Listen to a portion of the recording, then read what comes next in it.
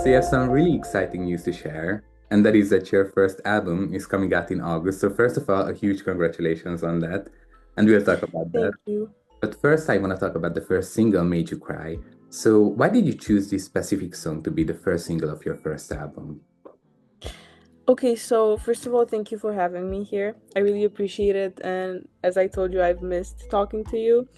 Um, so basically, Made You Cry is funny, the first song we ever produced for this album. Mhm. Um, this album has a very interesting story. I basically, as you know, the last song I spoke to you about is Pop Dance. And I've been making pop dance ever since I was 10. But I believe one of the things that young artists go through when they start releasing music at an early age is going through stages of experimenting. They would switch up their preferences. And so I did because for the past years, I've liked what I did. But I got in the studio and I said, I want to try something else because I feel like I'm past this phase of my life where I'm just doing pop dance. Because, first of all, I thought to myself, I'm not listening to this type of music anymore. Like, I listen to so many other stuff. I wouldn't turn on the radio and I wouldn't listen to pop music. So I just wanted to experience another type of studio session, maybe another type of song.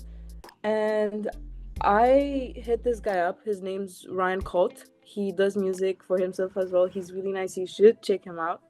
Um, because I liked the way he was producing his own songs. I've seen him on somebody else's song, and I thought to myself, well, he seems like a nice guy, so I should, you know. Um, and when I did, we got in the studio. I made this song, and I showed it to everyone, and they couldn't believe it was me, because they told me from their perspective, because obviously me hearing myself all the time, it just makes it hard for me to come to these conclusions alone. They told me, you can clearly see when you're 100% enjoying what you're doing, and you're way more credible now. And for me, that was basically it. Like, I was like, this is it. We're making this album because I've had this album idea in my head. I wanted to turn 18 and release something to show basically not maturity, but it's basically a new start. It's a sign that we're serious about this because, the industry is kind of hard when you're a minor, not just a minor. I don't want it to sound weird, but when you're young, people think about you being a kid, then you having a lot of time ahead of you, but nobody feels like they have time. All they want is to produce art. So yeah, we made the song. I really loved it. And I made this like concept really, really quick because I just felt like if I were to look for new music, what would I look for and what would I want to listen to? So I just put my personal experiences, made them so that everybody gets them, and I came up with the concept, and I felt like this song perfectly aligns with it as well. Like, it just happened. So the coincidences were so great that we just have had to do it. Right. So you said something about being a minor in the industry. Did you feel like a bit too guarded, and do you feel more free now to like experiment with new sounds? Because it's a departure from your previous sound, electro-pop. So Mm-hmm. this is what inspired this change. First of all, being young in this industry comes with a lot of pros. Like you said, being guarded. There are people who are or go easier on you, but it also comes with a lot of cons because there's a lot of people who also don't care about your age, and they consider that they could say or do anything because basically some of them don't see that you have people in the back who support you and like guide you through the whole thing, and they just think you're alone, so um they just start doing all these things. But basically I got over them. um it's also like you could, if you don't have people sitting by your side, and I'm lucky I had my family throughout the whole journey, people will also try to benefit off of you not knowing things, because you don't know how business works, like you don't know how you should proceed in different types of situations. You don't know anything about promotion plans. You don't know anything about your rights as an artist. You don't know anything about your value, and some people are going to try to devalue your personality, and I think this is one of the reasons I also switched to this type of music, because what I was doing, I consider it really commercial, and I wasn't really the type of person who really enjoyed commercial. I always wanted to explore my own niche. I wanted to make something different, because everybody can make it nowadays. We have so many musicians and so many talented ones, but yeah, I just wanted to follow my own journey, because I thought to myself, people who get it are the people who should sit next to me. All type of people get commercial, so yeah. Right, well, I love that for you. Okay, so the lyrics of the song made you cry, explore love and pain, and talk about the toxic relationship. As an artist, was it hard for you to write and sing about such a personal and emotional topic? Hard, it surely wasn't. Myself, I really enjoy getting into a lot of artists who speak about this, and one person that really inspired me to do this was The Weeknd. I've been a The Weeknd fan ever since I've known myself, like the minute I heard him. But when people say The Weeknd, they would think his like past albums. I'm not gonna comment on that, but like they're great, but like to me, Trilogy, his first EPs that he had, like those are, I don't know, they just shake my soul whenever I hear them. And he had this way of romanticizing everything that he's done or supposedly done, and I just thought to myself, this is like actually genius, because I'm romanticizing something in order for it to not feel painful, and I'm also connecting to my audience who feels that way but doesn't want to feel depressed, because we have a lot of depressing music, and I don't want to be part of it, because I myself, I'm a really positive person. Like I want everybody to feel good no matter what, and it also gave it this sort of like poetic, artistic vibe to it, that you're not making it sad, but the subject itself is kind of messed up. I didn't think it was that hard for me, honestly. All right, so tell me about the title of your album, Obscentra. How did you end up with this title, and what does it mean to you personally? So Obscentra isn't really a word. I made it up.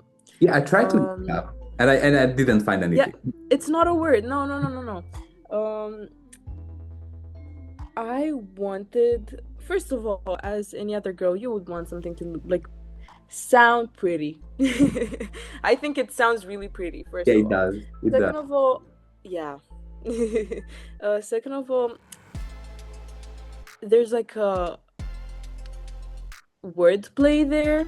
If you really think about it, it attracts people, but basically what it's meant, and I have this like little notepad where I note everything down regarding the album, so I'm gonna just read it out to you really quick, because it's a whole definition that I made. All right. So basically it's a concept, right? I want people to listen to this album and think to themselves whatever they want to think about it. Like it's not me telling them how my story went. It's not me telling them, oh, this is my message and I want you to take it like it is. No, people need to listen to it and they need to be like, oh, I felt everything, but in regards to what they experienced, because like for me, that's what it's important. So it's a concept that defines a central point of darkness and seduction, where intense emotions, dark aesthetics, and hypnotic attractions meet. So it's an artistic or emotional experience that is intense, captivating, and slightly dangerous. And I have this noted, like a little note, like a playground, because basically we just play around with it. Yeah, that's about it. It doesn't really have a meaning, but if I were to say something about it, this would be it. Yeah, I love that. It all sounds very exciting. So, as you said, the album has a whole concept and tells a story. How much time did it take to come up with all of that and to make this idea into reality? So, first of all, I'm gonna guide you through the process that I had with this concept. I've tried a lot of things. I've even asked ChatGPT to do it for me, but I don't really condone this. Like, I don't like ChatGPT for various reasons. And I've been convinced myself that it doesn't work because nobody can ever put emotions and vision into like artificial intelligence. It just doesn't work. Therefore, I never went to the version that I had with ChatGPT. I looked at my favorite artists. I gathered all the subjects that I felt were personal to me. And then basically like a little tree, I just like drew some arrows and came up with like some sub-subjects about the like whole themes. Like for example, you have toxicity. What about toxicity? Like what are you referring to when you're singing about it? Like for example, I would talk about this girl, this persona that has been through a lot of like toxic relationships that ended pretty bad, and then everything that's being done to her, she does it back, not really as a revenge to those people, but like to prove herself that these type of people exist and why and how do they feel like. And she basically, because of what happened to her, she cannot like cope, like not cope to the like to the point where she's depressed or something. She cannot find healthy ways to cope, and she does so by hurting other people the same way she's been hurt, and also kind of like destroying her own mental health. But this is general. I've seen this happen in multiple fonts. Like nobody ever has the same experience. So I wanted to make it personal but also general. So I feel like it took me some weeks to think it through really, really good. But overall, when I gathered all of my ideas, because I wanted to make sure that the ideas were in place, because then I could structure them, I could think of how I'm gonna imply them in my songs. But yeah, those ideas took 3 weeks, I would say. So I was on vacation for Christmas when I was writing the whole thing, and I stayed there for like 2 weeks. So yeah, if you had another week of like thinking, I would say so like 3 weeks. And yeah, the whole concept itself being put together didn't take as long because from the moment I made that song, I knew where it wanted to go. Yeah, 3 weeks is not that long. I thought you spent like months planning this thing. No. But I feel like that's the best thing because if it comes so naturally and it just makes so Yeah, much sense to you, I think like that's the best part. yeah, that's just right. That's just right. Yep. Right. Yeah. Who were your main inspirations while making this album? Okay, so as I mentioned before, The Weeknd, he's just so dark and it's like it's amazing. Like if you listen to those lyrics from his first albums, it's a show. So I would say him regarding the themes and the lyrics. I've also had a very big obsession with FK Twig's last album. Such a nice production. Like her vocals are amazing, but I'm not the type to make those vocals so long and so like over like each other on top of each other. So I wouldn't say my singing style is really like hers. I'm just gonna say that production wise, we've definitely inspired ourselves from that. Another like not producer, if you were to talk about like the production of the songs, some people I've heard, like my friends, for example, if I showed them the songs or other people who weren't in the studio at the time, they would be like, this is so Melanie Martinez. I love her. Yeah. I only see it for Made You Cry, to be honest, because it has like some little sounds like doot, doot, doot, doot, doot. Like it's gonna make sense when you hear the song, but yeah, that was the feedback we got from it. And also my singing style and the way I curve some words to say so and sing some ends, some people would really associate it with like Billy's singing style. But I guess like I don't really want to say that I do something like other people. I just want to say that this is like the feedback I got, because you know, people always have opinions. They're always gonna, if you're new, they're always gonna associate you with somebody until you really define your personality and your style and what you're trying to put out. I feel like people will always gonna like associate you with like other artists, like you look like Billie Eilish, or you sing like this and you're singing like that, or you're trying to copy her. Like, this is not the case. I've never heard that, but I'm just saying. Right. And what is the most important thing that you learned during the creation process of this record? Ooh, this is gonna be interesting. I have a lot of things to say. If we have time. I mean, it's not that long. Yeah, we do. Perfect. So one of the first things I've learned, which I think are most important, is that loving what you're doing and actually putting your personal life and having zero or maybe like one, because like the guy I produce with, he also writes for me as well, but he's really good with this, so I can't really interfere. But imagine we're not getting in the studio and just, oh, let's make this song and like we're gonna figure it out. No, we get in the studio, we're gonna have so many conversations, so many different situations that we're gonna talk about, which are personal. I've had to expand this ability to just open up on the spot, because first of all, he's not gonna do anything about it. Like he really doesn't care. He's chill like that. But yeah, it really helps for the person who's writing with you to get the idea of what you're trying to talk about, because if you don't really explain it in a personal way, it's not gonna feel personal. But yeah, I realized it's really important to put yourself in 100% and do what you like, because if you're not doing what you like, the people are not gonna believe you. And it's, in my case, it's amazing to be able to do so, because I feel like I've suddenly gone out of this loop that I felt I was stuck in, because I did like the music I was making, but I thought this is what good feels like, and then I got in the studio and I made this and I was like, this is what good feels like. Another thing I learned would be that people are gonna judge you for it. I felt judged because people were so used to what I was doing, but they weren't really supportive. They were like, watching. But yeah, when you make such a big step and you want to show your true colors, that's when people like kind of like back down a little bit, because like people hate change and people hate like seeing something new. They hate seeing uncomfortable things.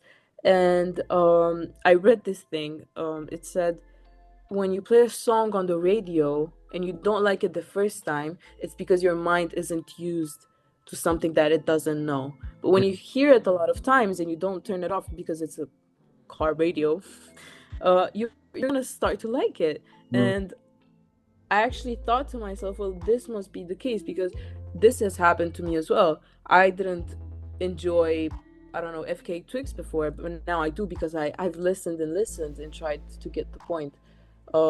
So yeah, another thing is it's really hard to convince people that you're doing the right thing. I'm not trying to convince anybody. They're gonna feel it, because I really have a lot of trust in this project, and yeah, this is gonna be it. Like, I think these are the two most important points.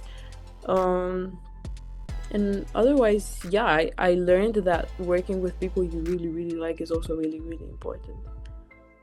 Right. And what was the biggest challenge that you had to face while making this album? um, Were there a lot of so I'm still, yeah. okay? I'm still working on it. Like it's actually not finished. We're trying to get it finished by June.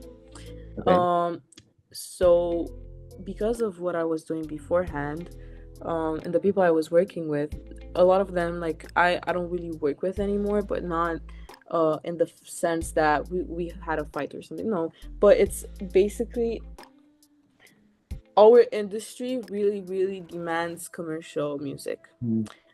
And I believe this album not to be that niche. Like I don't think it's that non-commercial, because FK Twigs is like 10 times more non-commercial than what I'm doing is. But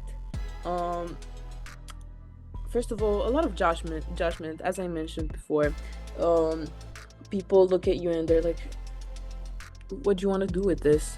I'm like, it's my art. Like, do you see those feed Instagram pictures like create? This is me creating. And putting my whole life and soul into it. If you're gonna like it, then please do something about it. If not, then don't. But don't But that's judge. whatever you do, people are gonna judge you.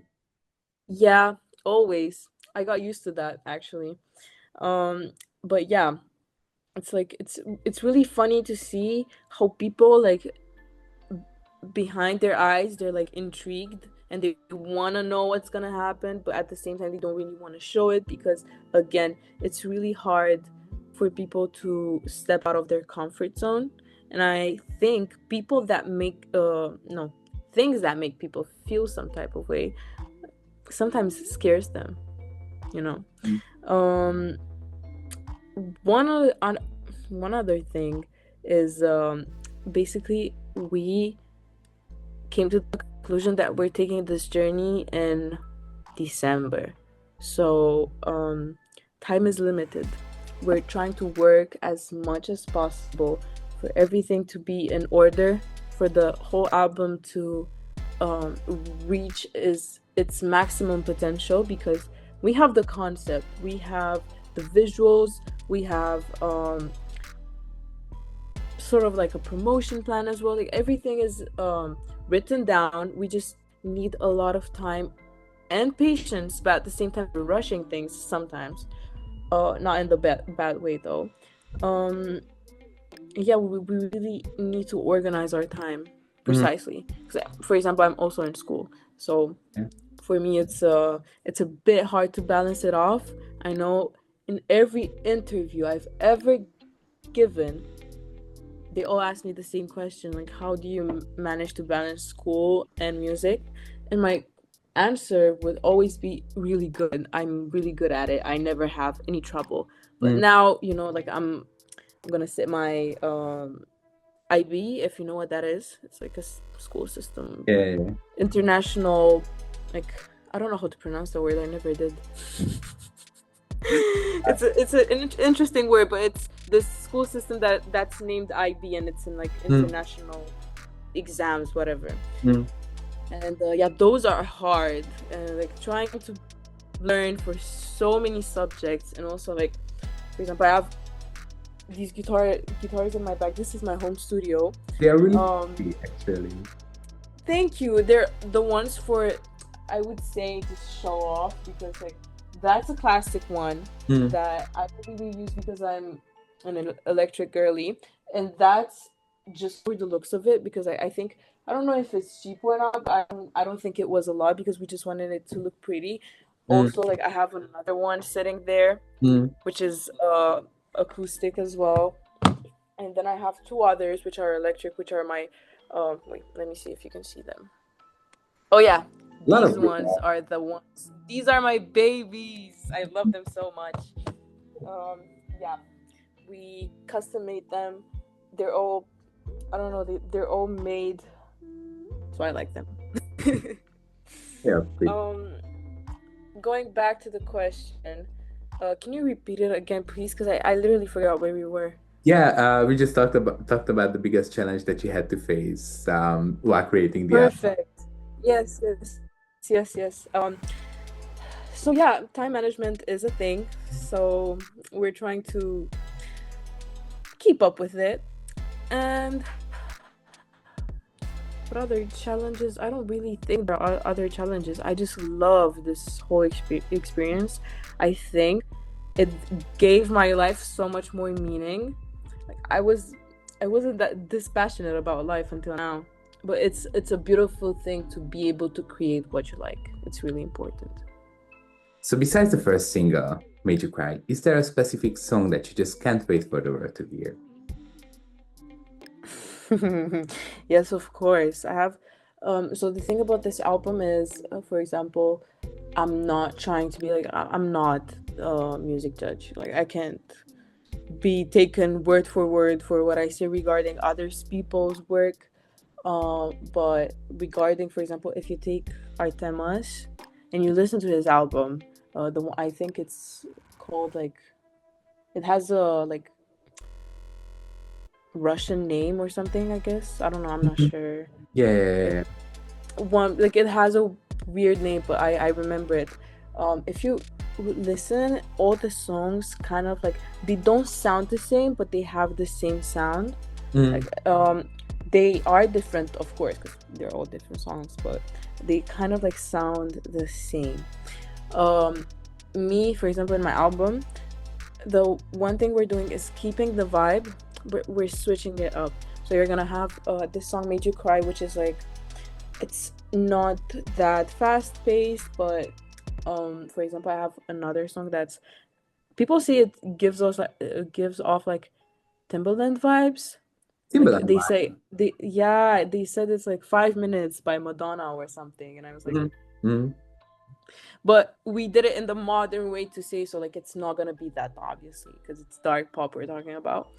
But yeah, every single song that we make I think has something special. We're not making any filler songs for Mm. this album, no fillers.